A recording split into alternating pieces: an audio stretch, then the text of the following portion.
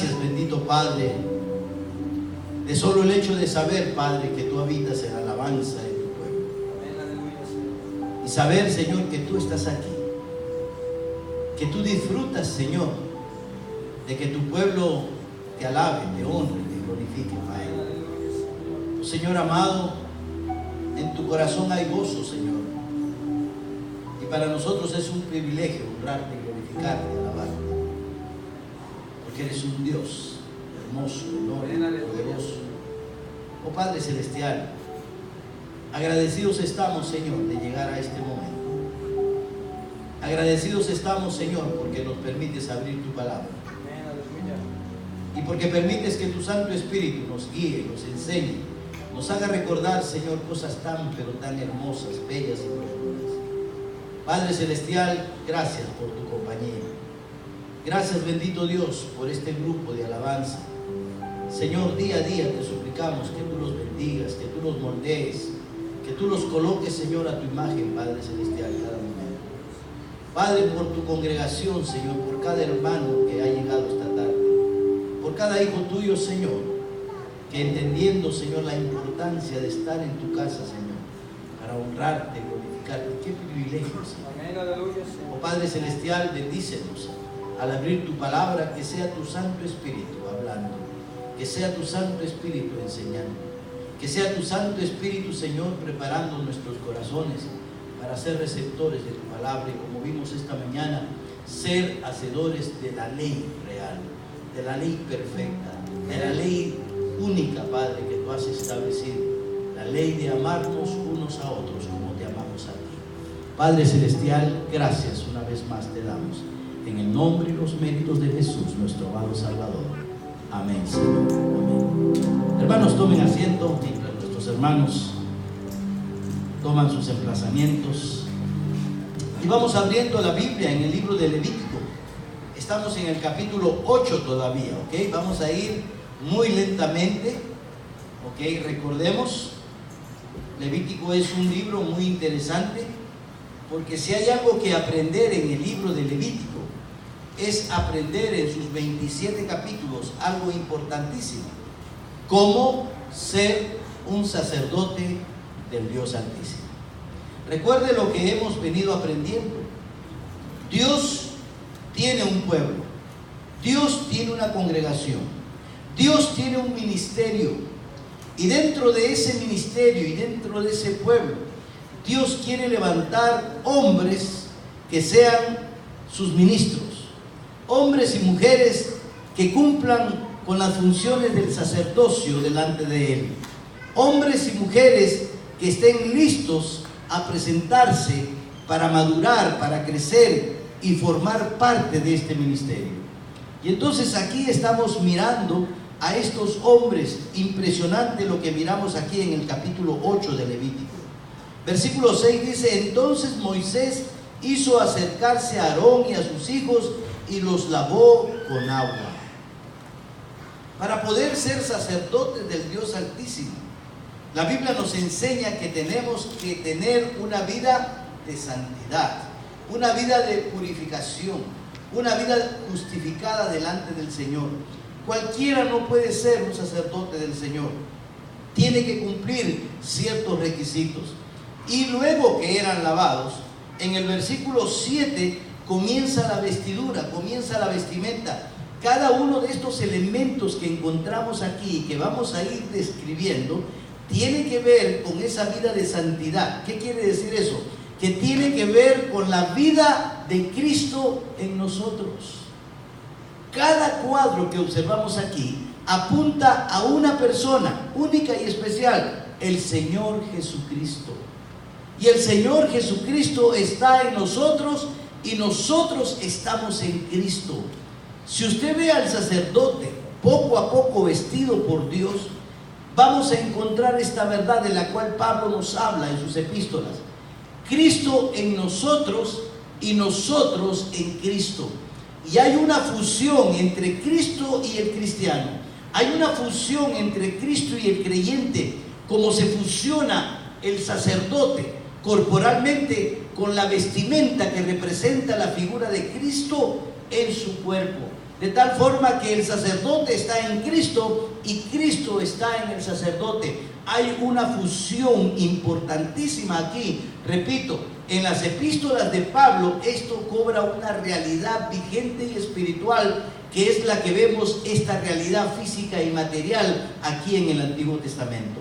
Así como el sacerdote era lavado y era cubierto por cada una de estas vestimentas que representan a Cristo, así el cristiano es lavado, purificado por la sangre preciosa de Cristo y se fusiona con Cristo, porque Cristo viene a ser su cobertura, Cristo viene a ser su vestimenta, Cristo viene a ser uno y Él solos. Qué interesante, ¿verdad? Entonces yo estoy en Cristo y Cristo está en mí. Y hay una fusión irrompible entre Cristo y el creyente. Y eso es lo que estamos viendo aquí. El domingo pasado estábamos hablando, que dice el versículo 7, y puso sobre él la túnica.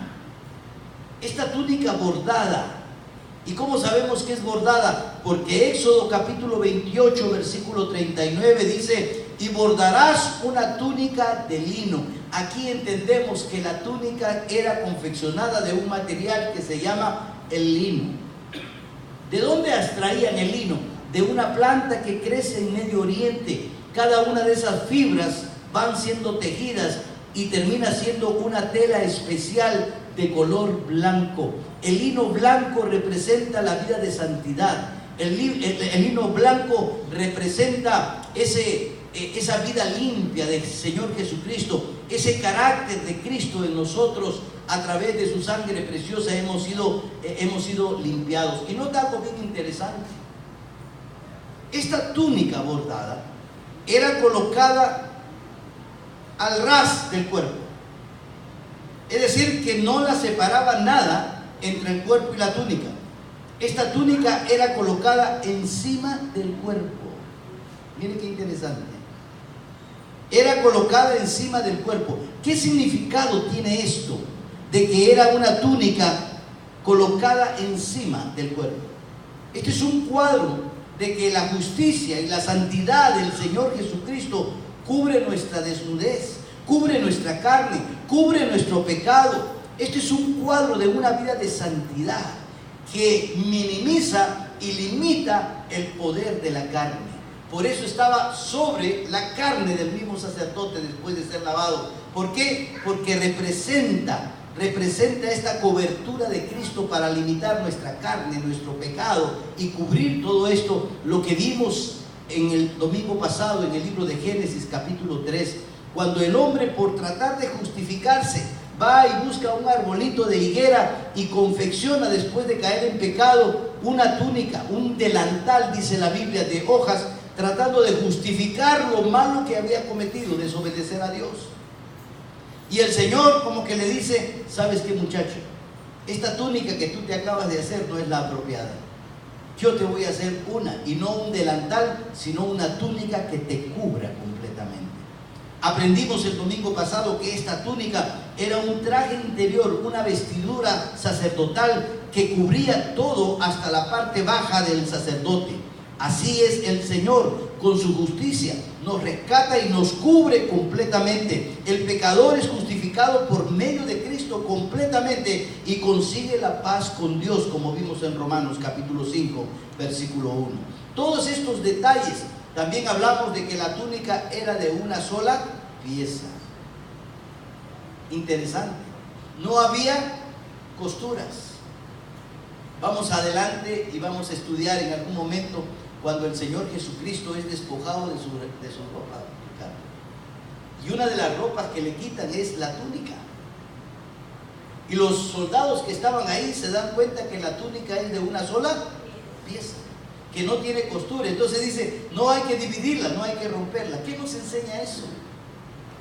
Esa túnica de una sola pieza, que no está dividida, representa el Evangelio de Jesucristo, que no puede ser dividido. Representa el amor de Cristo, que tampoco puede ser roto. El amor de Cristo es único, es de una sola pieza, es la garantía de nuestra salvación. Esta túnica de una sola pieza representa a Dios con nosotros como una sola pieza, una unidad. Esta es la cobertura que el Señor nos ha dado. esta cobertura es un tipo de la cobertura de Cristo sobre nosotros. Recuerde algo importante: usted y yo somos sacerdotes del Dios Altísimo. Dice la palabra del Señor. ¿Dónde está ese pasaje, por favor? Donde dice que nosotros somos real sacerdocio, nación santa, pueblo adquirido por Dios. ¿En dónde está, hermana Norma? Primera de Pedro 2:9. Gracias, ¿verdad? La Biblia dice que nosotros antes no éramos pueblo, hoy somos pueblo adquirido por Dios. ¿Para qué somos pueblo adquirido?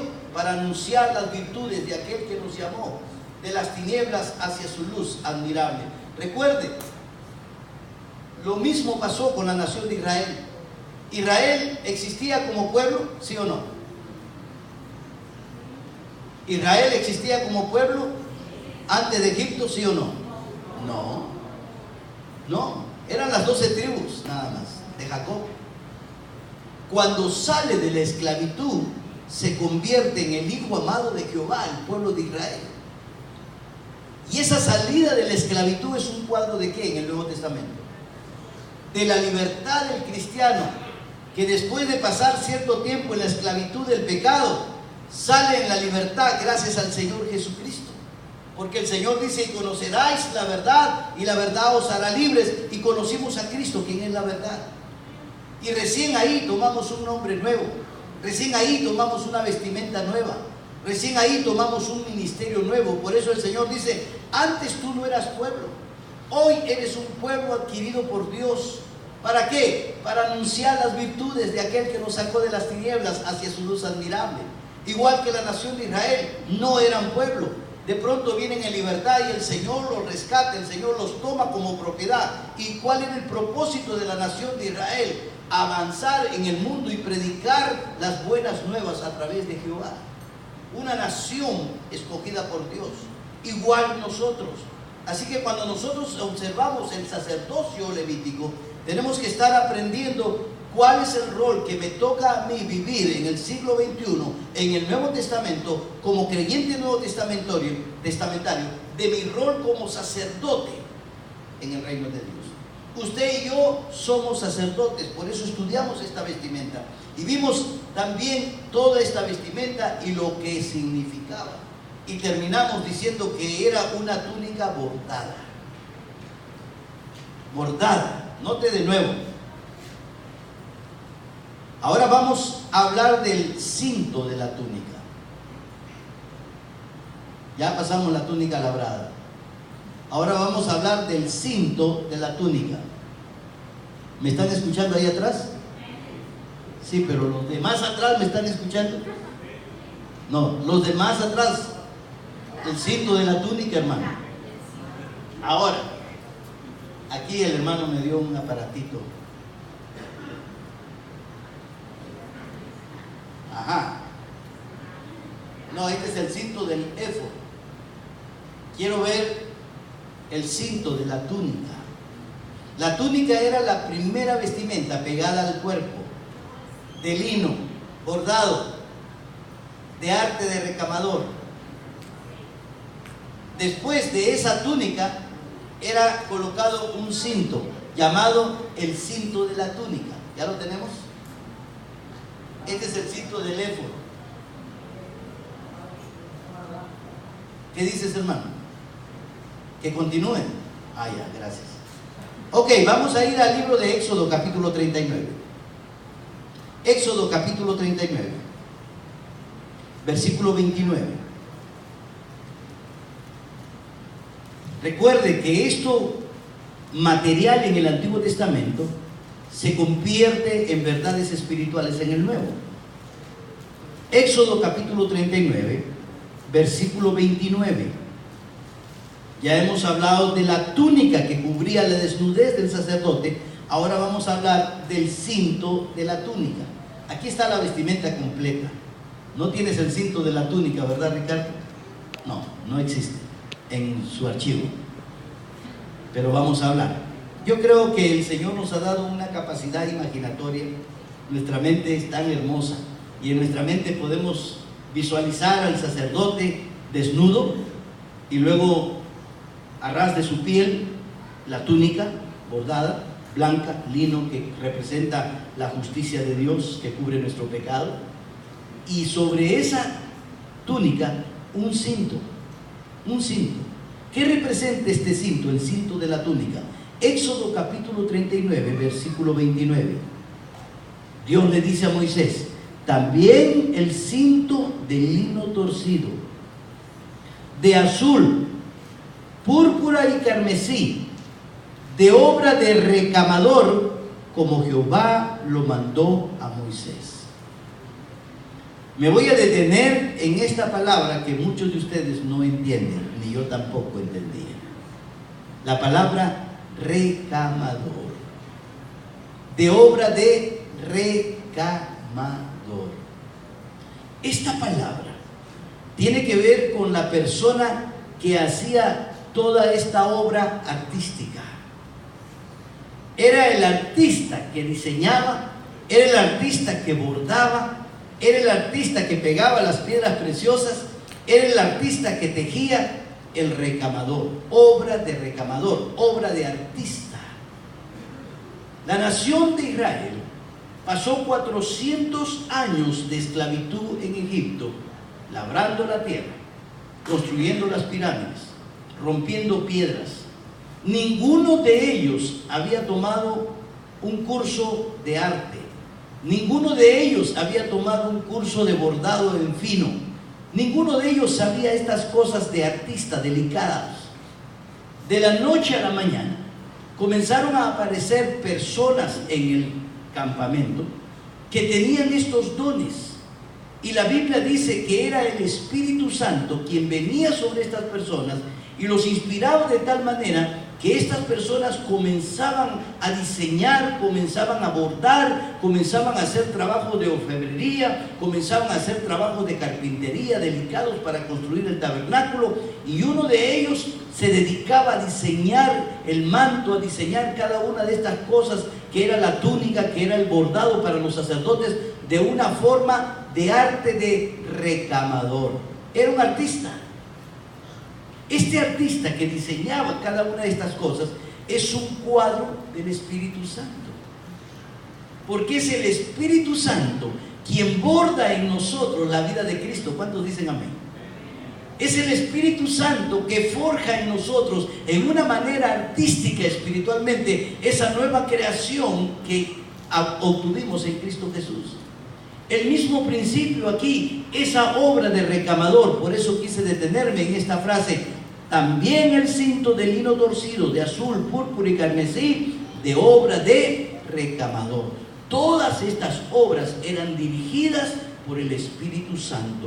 La nueva obra de Cristo Jesús en nuestra vida es hecha a través del Espíritu Santo. Es el Espíritu Santo quien nos convence de pecado. Es el Espíritu Santo quien nos ayuda en nuestra regeneración. Es el Espíritu Santo quien nos moldea. Es el Espíritu Santo que nos da entendimiento de nuestro pecado, de culpa y de pecado. Es el Espíritu Santo que nos lleva a arrepentirnos de nuestros pecados. El Espíritu Santo hace la obra de recamador, una obra artística, y moldea y plasma en nosotros el arte de Cristo Jesús, por así decirlo. Entonces, cuando vemos este cinto, miren, de lino torcido, blanco. El lino siempre es blanco, torcido, o sea, en forma de trenzas, y tenía 3 colores importantes. ¿Cuáles eran esos 3 colores? El azul, el púrpura y el carmesí. Quiere decir que después de colocarse la túnica bordada, lo siguiente que se le ponía a Aarón era el cinto de lino torcido, que tenía estos 3 colores: azul, púrpura y carmesí. Estos fueron los 3 colores usados, y lo que representa cada uno de estos colores es importante. El primer color que encontramos aquí es el color azul. ¿Qué simboliza el color azul? Simboliza el cielo. El color azul simboliza la misma gloria que Cristo dejó para rescatarnos por nuestros pecados. El Señor Jesucristo es el pan de vida que descendió del cielo. Por eso el azul era predominante en este cinto de la túnica. El azul representa el cielo, representa la gloria dejada por Cristo para venir a este mundo y tomar tu lugar y el mío en la cruz del Calvario para rescatarnos de la condenación. Hebreos capítulo 10, versículo 5, miren. Hebreos capítulo 10, versículo 5. Todos los sacrificios del Antiguo Testamento tenían una sola mirada, un solo punto hacia donde se dirigían.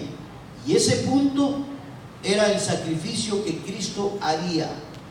Para el creyente del Antiguo Testamento, lo que Cristo iba a hacer en la cruz del Calvario era futuro. De tal manera que todos los sacrificios que se hacían en el Antiguo Testamento apuntaban hacia esa obra futura para ellos de lo que Cristo iba a hacer. Y entonces aquí en Hebreo leemos, dice, por lo cual entrando en el mundo dice, sacrificio y ofrenda no quisiste, le dice Cristo a su papá.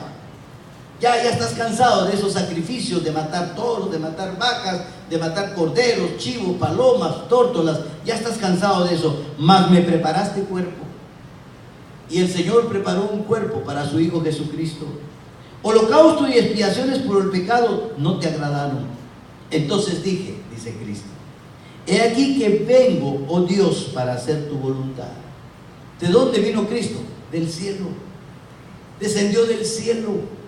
Dejó el azul del cielo, dejó la gloria del cielo para venir. Y dice, he aquí vengo, oh Dios, para hacer tu voluntad. Como en el rollo del libro está escrito de mí, diciendo, primero, sacrificio y ofrenda y holocausto y expiaciones por el pecado no quisiste. No te agradaron, las cuales cosas se ofrecen según la ley. Y diciendo luego, he aquí que vengo, oh Dios, para hacer tu voluntad. Quítalo primero para establecer esto último. El color azul en el cinto de la túnica nos recuerda que Cristo vino precisamente para reemplazar esos sacrificios que apuntaban hacia su propio sacrificio en el futuro. Y dice, ahora me preparaste cuerpo y ahora vengo a hacer tu voluntad. ¿Y cuál era la voluntad del Padre? Que Él viniera y tomara tu lugar y el mío en la cruz del Calvario. Él descendió del cielo, por eso el color azul. Mire conmigo Juan capítulo 6. Juan capítulo 6.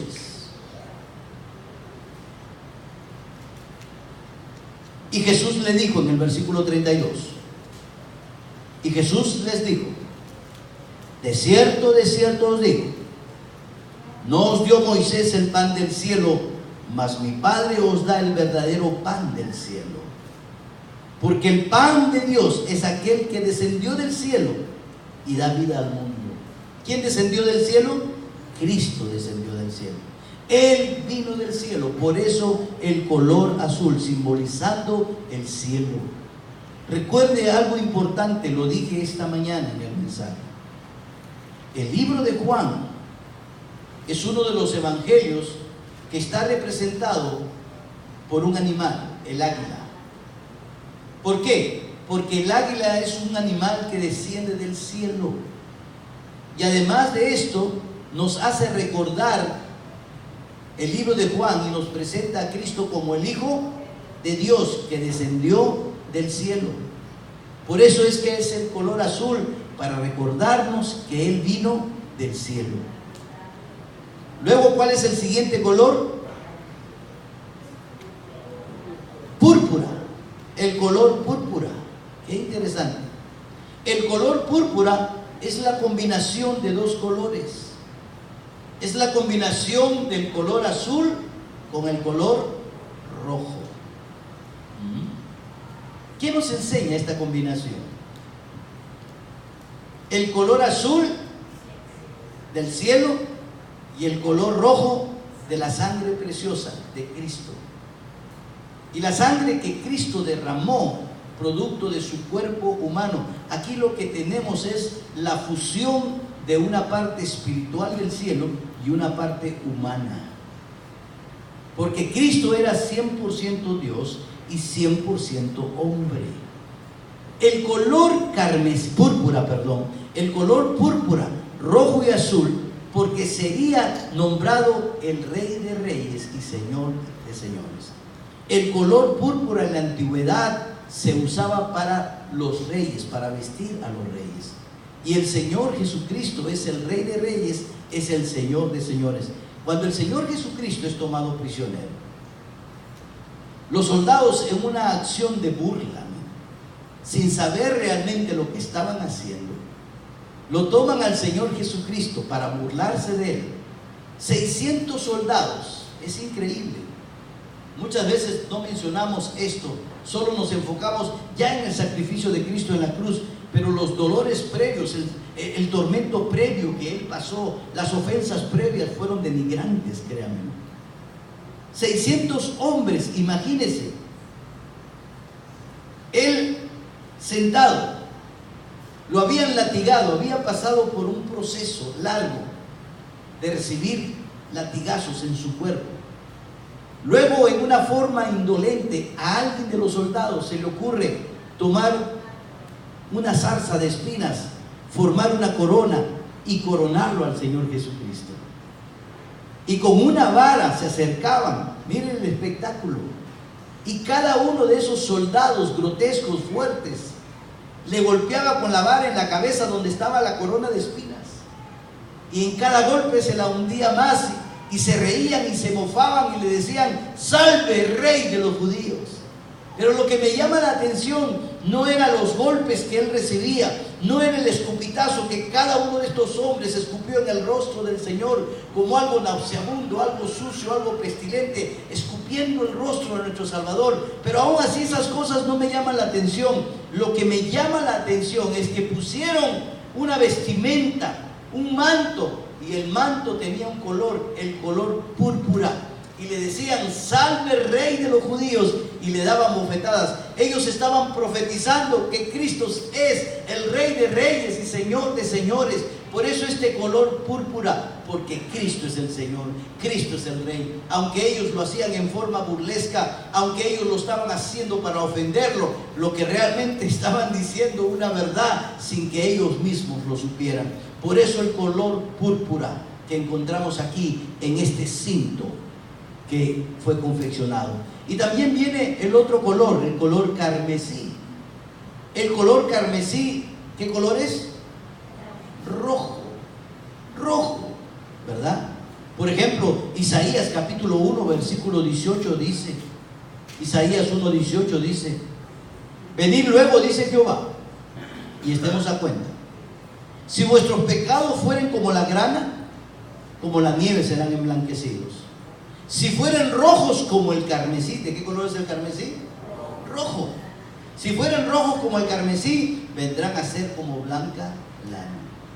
Este color rojo carmesí representa la sangre derramada por Cristo en la cruz del Calvario. Es el color rojo. En 1 de Juan 1:7, el apóstol Juan dice: si andamos en luz como Él está en luz, tenemos comunión unos con otros. Y termina diciendo: y la sangre de Jesucristo, su Hijo, nos limpia de todo pecado. Estos tres colores en la cinta que apretaba el manto bordado. ¿Cuántos colores tenía? El azul. ¿Qué más? El púrpura. ¿Y qué más? El rojo carmesí. Cada uno de estos colores representan algún aspecto de nuestro Señor y Salvador Jesucristo.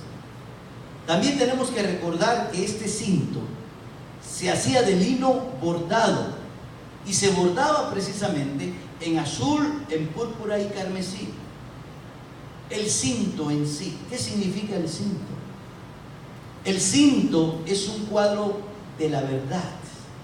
Cuando nosotros miramos al apóstol Pablo en el libro de Efesios capítulo 6, mire conmigo, Pablo escribiéndole a la iglesia de Éfeso, en Efesios 6:14 dice: estad pues firmes, ceñidos vuestros lomos con la verdad.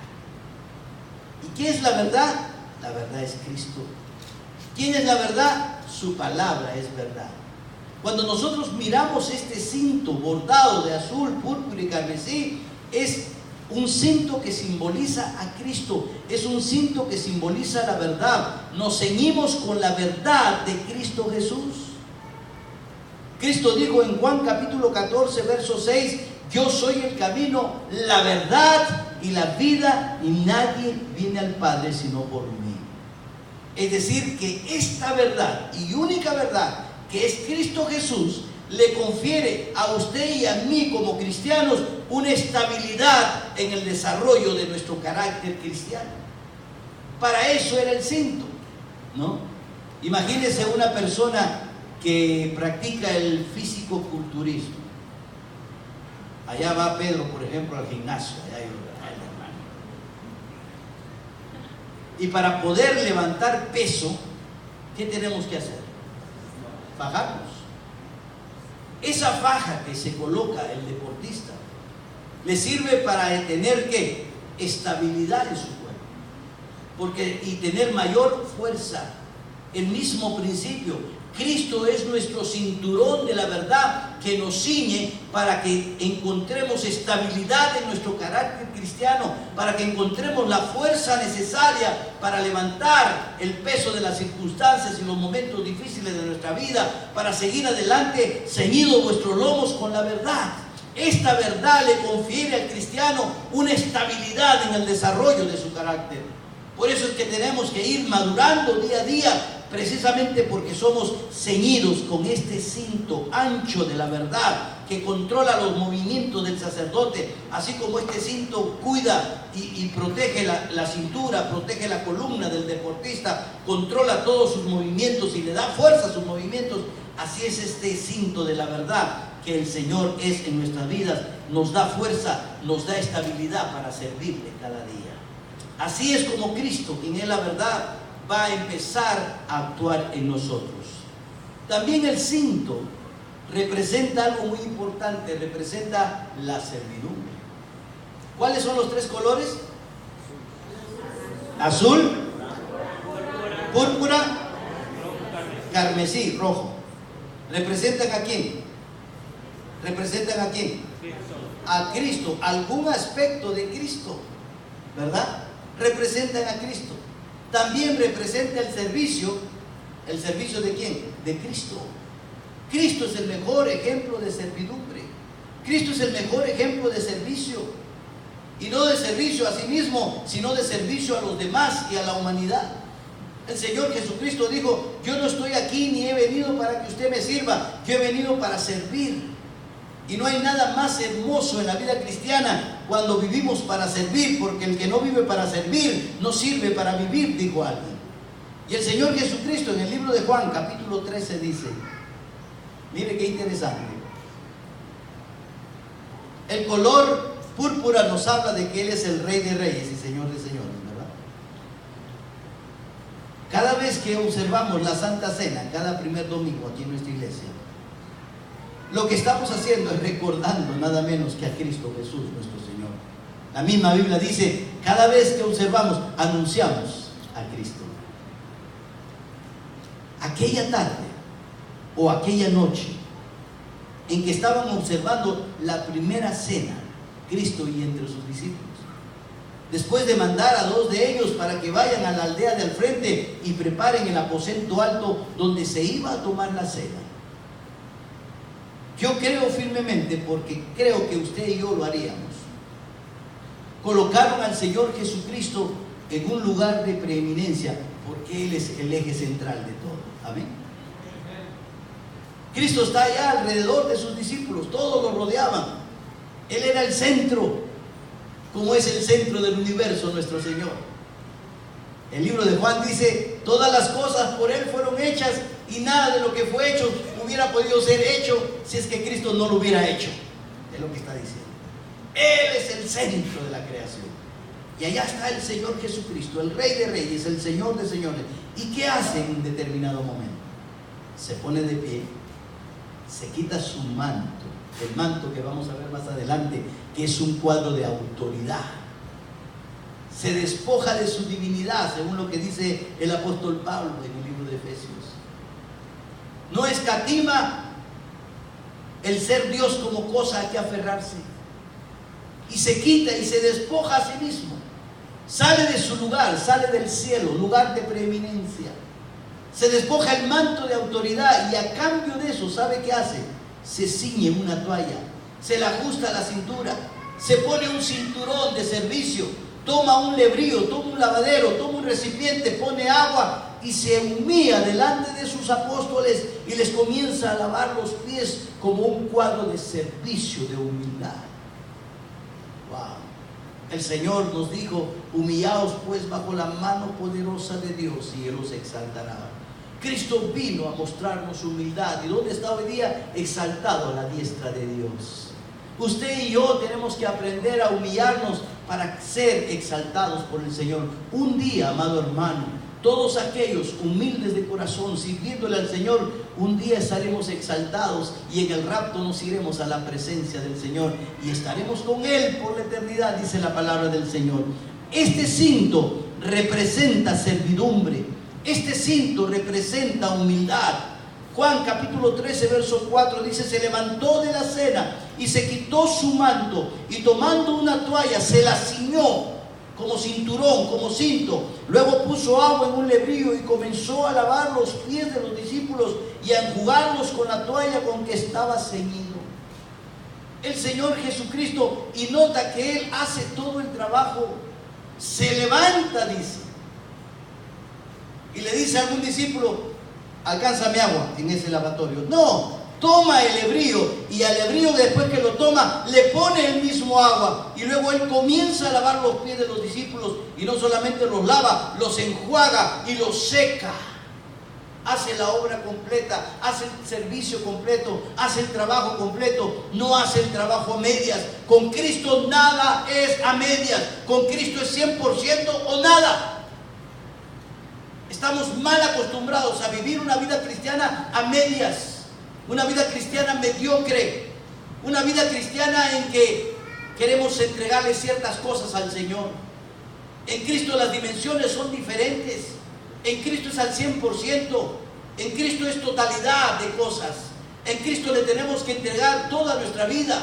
El Señor dijo: amarás al Señor tu Dios con parte de tu corazón, no, con todo tu corazón. Con parte de tu alma, no, con toda tu alma. Con parte de tus fuerzas, no, con toda tu fuerza, con todo. ¿Por qué? Porque el Señor es un Dios que se da al 100% y demanda de nosotros un 100% y quiere de nosotros un servicio completo. Dígame si usted cree eso. Esa es la vida cristiana y ese es el ejemplo del Señor Jesucristo aquí. Él se levantó, Él puso el agua, Él tomó el lebrillo, Él comenzó a lavar, Él comenzó a enjugar, Él comenzó a secarle con la toalla. Él hizo todo el trabajo, no esperó que nadie lo hiciera, estaba listo a servir. Ese cinturón que vemos en el sacerdote es un cuadro de servicio, es un cuadro de humildad, es un cuadro de aquella verdad que es Cristo Jesús, que vino a este mundo para servir, no para ser servido. Aquí podemos mirar que el mayor ejemplo de servidumbre, el mayor ejemplo de trabajo, lo da nuestro Señor Jesucristo. Miren lo que dice el apóstol Pablo en Filipenses capítulo 2, versículo 3. Pablo dice: nada hagáis por contienda o por vanagloria, antes bien con humildad, estimando cada uno a los demás como superiores a él mismo. ¿Usted se imagina al Señor Jesucristo tomando este versículo? Cuando Él se arrodilla, después de ceñirse la toalla y tomar el lebrillo con agua, y comienza a lavar los pies de sus discípulos, ¿sabe qué está haciendo Cristo? Está estimando a cada uno de sus discípulos como superior a Él, Cristo Jesús. Me aterra pensar profundidad en este pensamiento. Cristo Jesús está considerándose menor que los discípulos. Eso es lo que vemos aquí en el libro de Filipenses.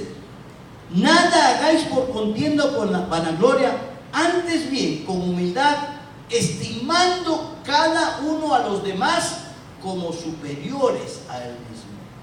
Cuando Cristo está sirviendo, está estimando a cada uno de ellos como superior a Él. Y Él es Cristo, el Señor, el Rey de Reyes. ¡Qué ejemplo! Las dimensiones de Cristo son más allá de lo que nosotros creemos. Él sirvió considerándose menor que cualquiera de los que estaban ahí. No mirando, dice el apóstol Pablo, cada uno por lo suyo propio, no, sino cada cual también por lo de los otros. Haya pues en vosotros este sentir. Wow. Pablo nos habla de la humildad de Cristo.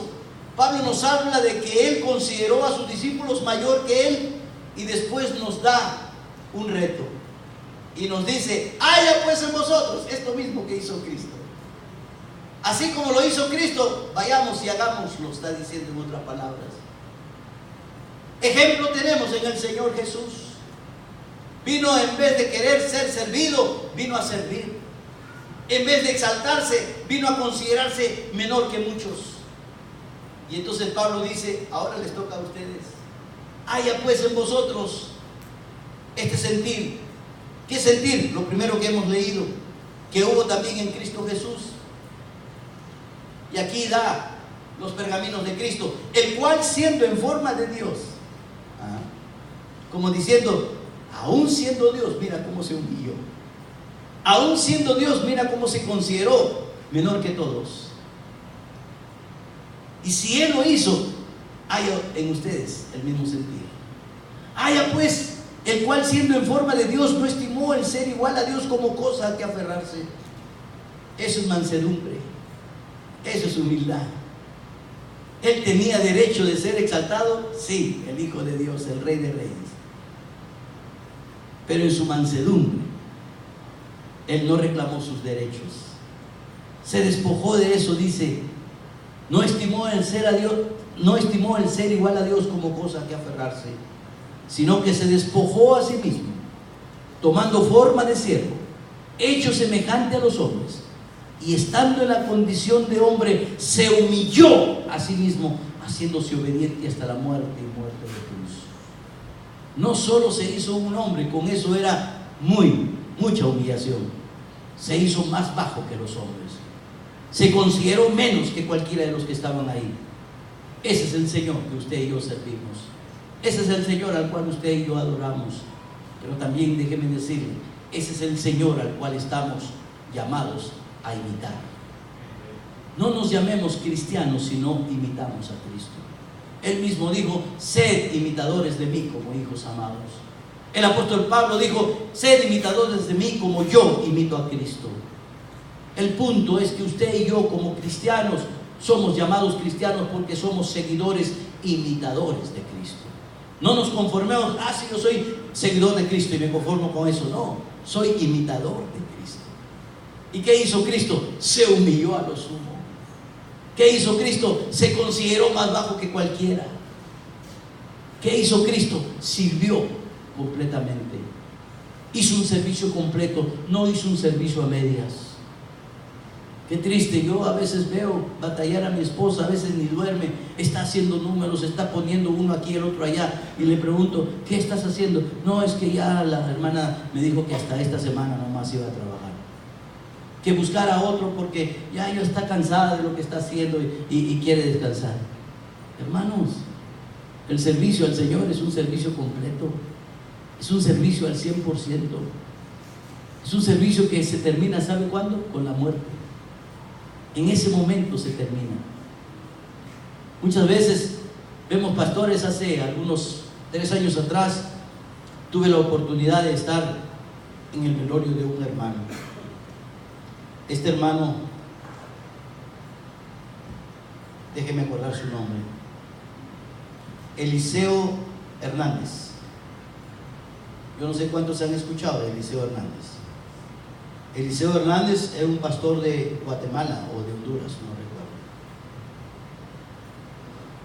Él llegó a pasar cerca de los 100 años. Él se quedó viudo. Y después que se quedó viudo, mire, se casó con una mujer como 30 años menor que él. Y todo el mundo criticó al hermano Eliseo Hernández. Fíjense, casi se casó con su hija. Pero mira, al transcurrir los años, él pudo haberse jubilado, nunca se jubiló.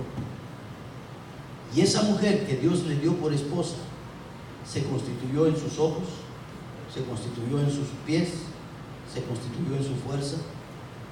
Y viera el amor de esa mujer hacia ese hombre de Dios. Cuando él tenía que subir al púlpito, que ya no podía caminar, su bastón era ella. Ella subía al púlpito con él y lo ayudaba a sentarse en un banquito al hermano Eliseo Hernández. Ella era su secretaria, ella le escribía todos los sermones, ella hacía todo, él solamente pensaba, no podía hacer más. Se murió cerca de 100 años sirviendo al Señor. En el servicio del Señor no hay límite.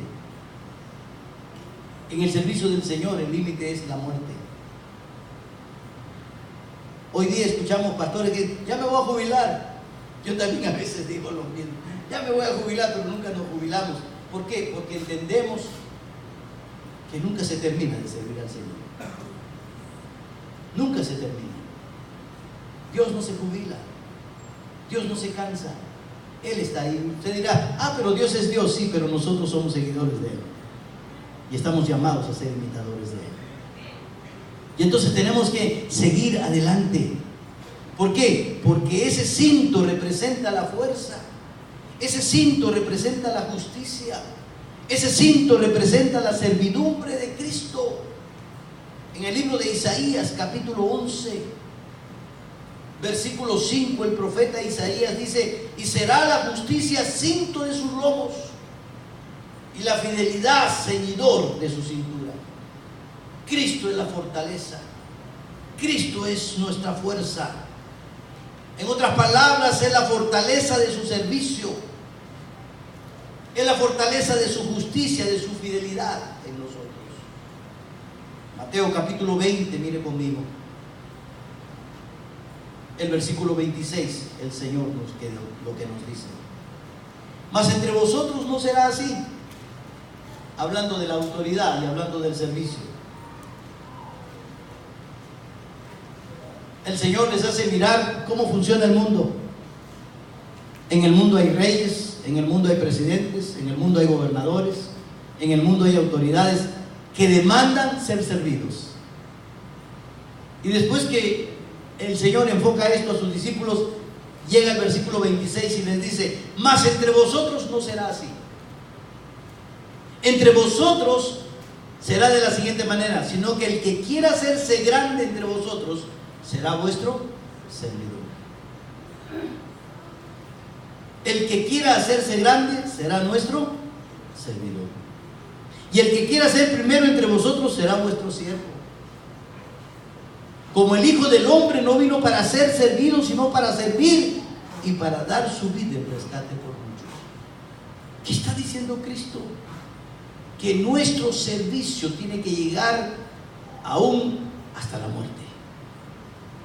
Si tuviéramos que dar nuestra vida en pro del servicio que le prestamos al Señor, debemos estar listos a dar nuestra vida como Cristo. Es ahí cuando termina el servicio del creyente, cuando estamos listos a darlo todo. Así que si usted cree que le ha dado todo al Señor, le falta mucho. Si yo creo que le he dado todo a pesar de 45 años sirviéndole al Señor, falta mucho todavía. Ahora vamos a mirar el manto. ¿Dónde está el manto? Le voy a señalar dónde está el manto. Este es la túnica, ¿verdad? ¿Ya vimos la túnica? ¿Cómo era la túnica? Bordada, blanca, y nota que cubría todo el cuerpo del hombre, las mangas hasta los pies, desde aquí del cuello hasta los pies. Era de una sola pieza, color blanco, y tenía un bordado hecho por un recamador, por un artista. Y la única manera de poder observar el arte que el artista hacía era acercarse y observarlo. La única manera de observar la belleza de Cristo es acercándonos a Cristo. Venga a Cristo, acérquese a Cristo. A Cristo no haga como el apóstol Pedro, no lo mire ni le siga de lejos, no, acérquese a Él. Y ese acercarse para observar la belleza del manto es un cuadro de la intimidad, de la comunión que Cristo quiere con nosotros. No se puede tener una relación a distancia. No se puede tener una relación de matrimonio, por ejemplo, cuando uno vive allá en México y otro vive aquí en Denver. No. Tiene que haber un acercamiento. Igual es con Cristo. Por eso es que era bordado, y para mirar la belleza de este bordado había que acercarse. Para observar la belleza de Cristo, acérquese a Cristo. Entonces aquí tenemos, ¿cómo se llama este elemento, esta vestimenta? El manto bordado. Aquí en la cintura está el cinto que no se observa, porque aquí está este manto. Este manto. Lo de abajo, ¿cómo se llama? Túnica bordada. Este es el manto. ¿Lo observa? ¿De qué color? Azul. El manto de color azul, que representa ¿qué? El cielo. Bien interesante. Ahora, yo quiero fijarme en esto, y lo vamos a hacer rápido porque la hora nos da. Aquí en el borde habían dos elementos importantes. Vamos a mirar. Éxodo capítulo 28, versículo 31. Éxodo 28, 31.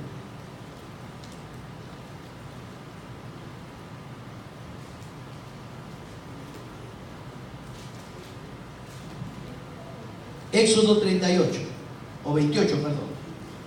Gracias, hermana. Ahora vamos a mirar, vamos a llegar ahí en un ratito.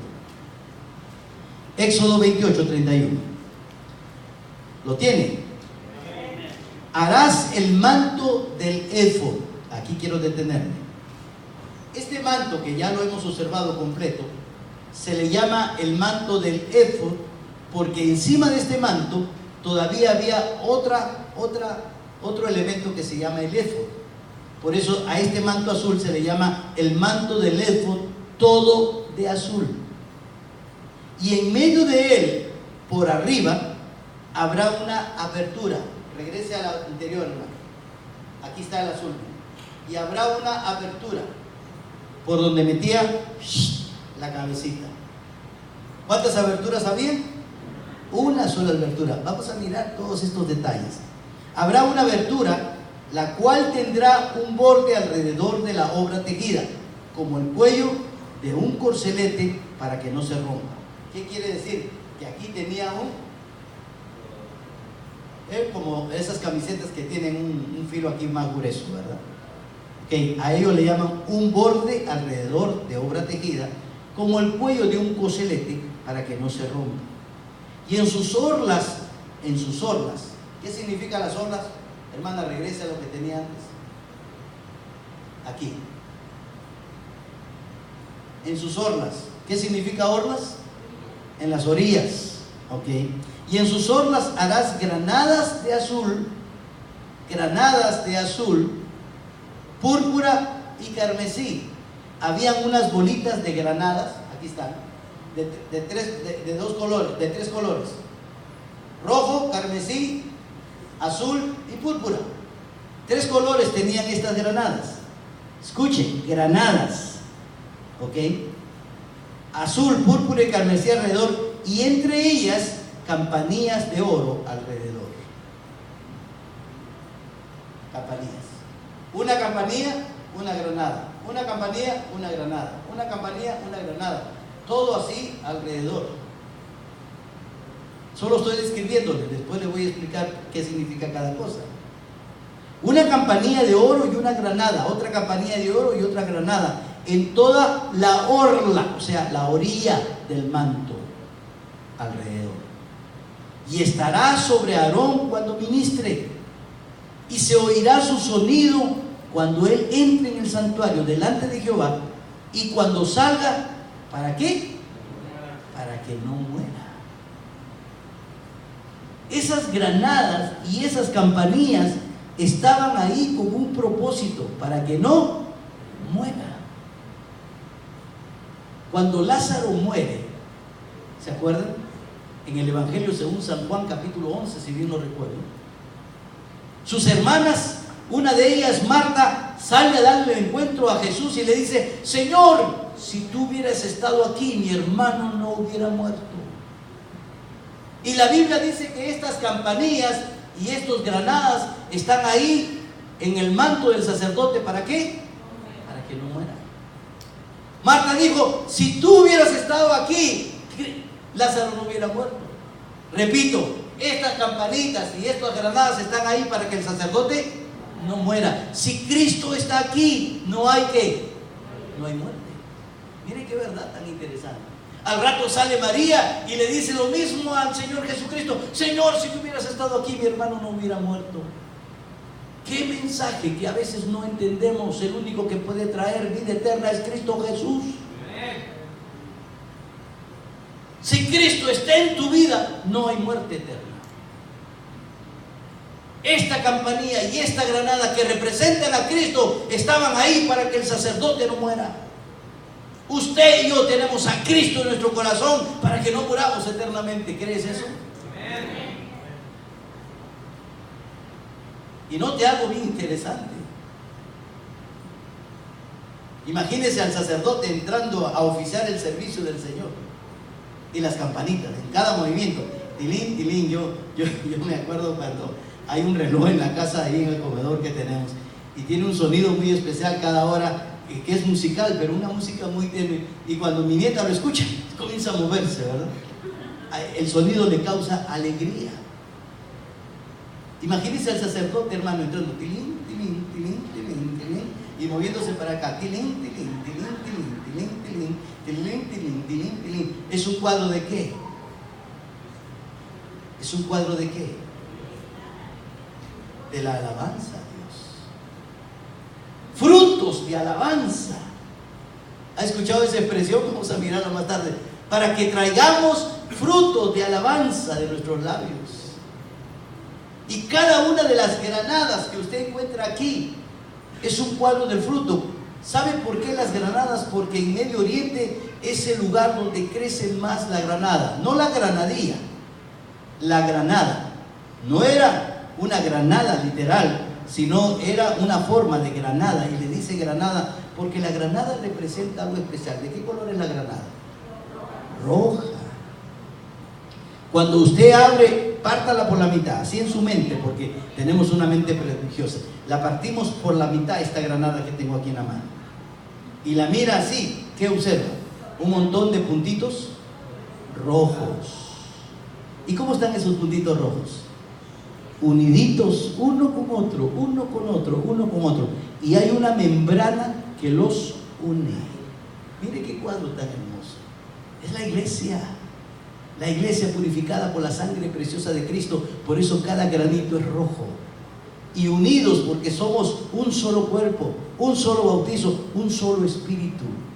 Esa membrana que une cada uno de esos granitos para que no salga cada quien por su lado, es un cuadro del Espíritu Santo. Mire qué hermoso cómo Dios toma la naturaleza para enseñarnos verdades espirituales. Por eso está esa granada ahí, para representar ese fruto que es la iglesia del Señor, una iglesia limpia, purificada por la sangre preciosa de Cristo y unida con un solo bautismo, un solo Dios, un solo Señor, un solo Espíritu. Eso representa, y llamados a traer fruto de alabanza al Señor. Cada fruto que nosotros ganamos para Cristo, cada alma que representa ese fruto es una alabanza de honra al Señor. ¿No dice la palabra de Dios que cuando un pecador se arrepiente, hay fiesta allá en el cielo? Hay campanitas allá titileando, hay campanitas de alegría, hay campanitas de alabanza, porque traemos frutos dignos de arrepentimiento. Ese es el mensaje de esto. Y aquí miramos estas granadas. Impresionante. Ahora las campanitas para servir al Señor. ¿Se acuerdan cuando miramos aquí Levítico capítulo 8 versículo 6? Entonces Moisés hizo acercarse a Aarón y a sus hijos y los lavó con agua. Y después comenzó a vestirlos, ¿verdad? ¿Se acuerdan? ¿Qué fue lo primero que hicieron? Lavarse. Pero ¿saben? El sacerdote tenía que estar constantemente lavándose. ¿Qué tenía que hacer el sacerdote? Constantemente lavándose. Por eso, antes de llegar al lugar santo, había una estación, había una fuente de bronce con agua, y ahí el sacerdote se lavaba antes de empezar a oficiar. El sacerdote traía sus sacrificios del holocausto para pedir perdón por sus pecados, y luego se lavaba. Y después entraba al lugar santo y después al lugar santísimo. Y las campanitas sonando, tilín, tilín, tilín, tilín, tilín, tilín. Pero cuando las campanitas no sonaban, era que el sacerdote no se había limpiado de su pecado y caía fulminado por la gloriosa presencia de Dios, que es un Dios santo, que no tolera el pecado. Y entonces los que estaban afuera no escuchaban las campanitas. Ya le dio chicharrón a este, ¿verdad? El sacerdote entraba con un cinto, una cuerda en la cintura. Y entonces cuando ya no escuchaban las campanitas, ¿tenían que entrar a sacarlo? No. Tenían que jalarlo. ¿Jalarlo se dice o jalarlo? Lo jalaban para sacarlo, porque cualquiera que se atreviera a cruzar el velo para entrar y sacarlo, como buen samaritano que somos, a veces queremos sacarlo, caía también fulminado, muerto. Entonces servía para jalarlo hacia afuera. ¿Por qué? Porque cuando no hay alabanza, no hay fruto, lo único que nos espera es la muerte. Qué interesante cuando vemos una iglesia que no alaba al Señor, una iglesia que no da frutos dignos de alabanza, de frutos de alabanza, de labios que alaban al Señor. ¿Saben? Lo único que le espera a esa iglesia es la muerte. Así que si no queremos morir, aprendamos de lo que el Señor nos enseña en cada momento. Vamos a mirar, pero la próxima clase el domingo, ¿ok? Que viene, vamos a mirar más acerca de este manto tan hermoso, y después vamos a hablar del éfod. Pero cada uno de estos elementos representan la vida de Cristo y la vida de nosotros como cristianos. Vamos a ponernos de pie para tener un tiempo de oración, para darle gracias, honra y gloria a nuestro Dios. Hay tanto que aprender de las Escrituras, ¿verdad? Hay mucho que aprender. Pongámonos de pie, inclinemos nuestros rostros. Y si usted ha sido bendecido con esta enseñanza, ahí en su corazón, dele gracias a Dios. Cristo Jesús es el punto central de todo esto. Cristo Jesús es el eje sobre el cual gira toda nuestra vida y el universo entero. Dele gracias, Padre Celestial, gracias. Gracias por cada una de estas vestimentas con que vestiste a tu sumo sacerdote, que espiritualmente son las mismas vestimentas que debemos portar nosotros los sacerdotes del presente siglo, porque hoy somos sacerdotes tuyos, los cuales nos tenemos que lavar constantemente, los cuales tenemos que constantemente estar cubiertos por tu justicia y tu santidad, los cuales, Señor, tenemos que traer frutos de alabanza a tu nombre y tener la seguridad que servimos a Cristo y vivimos para Él y por Él. Padre, gracias. Gracias, bendito Dios, por tus hijos. Permite que esta enseñanza, bendito Dios, cale en el corazón de cada uno de ellos y podamos mirar el sacrificio de nuestro Salvador, cómo se permitió humillarse a tal punto de considerarse mucho menor que los discípulos. Qué cuadro de humildad. Cómo se permitió, Señor, siendo el Rey de Reyes, dejarse escupir el rostro, dejarse maltratar, le mecieron, le jalaron su barba, le escupieron, lo golpearon y se burlaron de él, sin saber que verdaderamente eres el Rey de Reyes y Señor de Señores. Padre, gracias porque empezamos esta semana considerando el trabajo que tú nos has legado de ser siervos, que estamos aquí para servir, Señor, y no para ser servidos, que estamos aquí para imitarte, Dios mío. Gracias una vez más en el nombre de Jesús. Amén, Señor.